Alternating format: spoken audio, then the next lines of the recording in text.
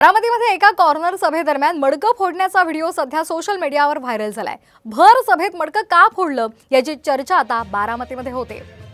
आपण ही दृश्य पाहतोय। बारामतीमधल्या कॉर्नर सभेदरम्यान मडकं फोडण्याचा व्हिडिओ सध्या सोशल मीडियावर व्हायरल होतोय। भर सभेत मडकं का फोडलं याची चर्चा आता बारामतीमध्ये होते।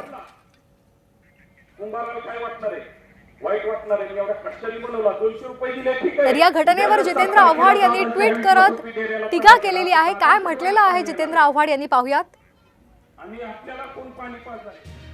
मडकं कधी आणि का फोडलं जातं हे वेगळं सांगायला नको। मडकं फोडणं आणि अघोरी विद्या याचा परस्पर संबंध आहे। अघोरी विद्या करणाऱ्यांच्या सोबत नेहमीच एक मडकं असतं। मृत्यूचा संकेत मडक्यातून दिला जातो। बारामतीच्या सभेत जे घडलं ते अघोरी विद्येतून घडलेलं आहे असं जितेंद्र आव्हाड यांनी म्हटलेलं आहे आणि त्यांनी ही टीका केलेली आहे। मडकं कुणी फोडलं, कशासाठी फोडलं यापेक्षा पुरोगामी शरद पवार साहेब यांच्या बारामती परिसरामध्ये मडकं फोडलं गेलंय।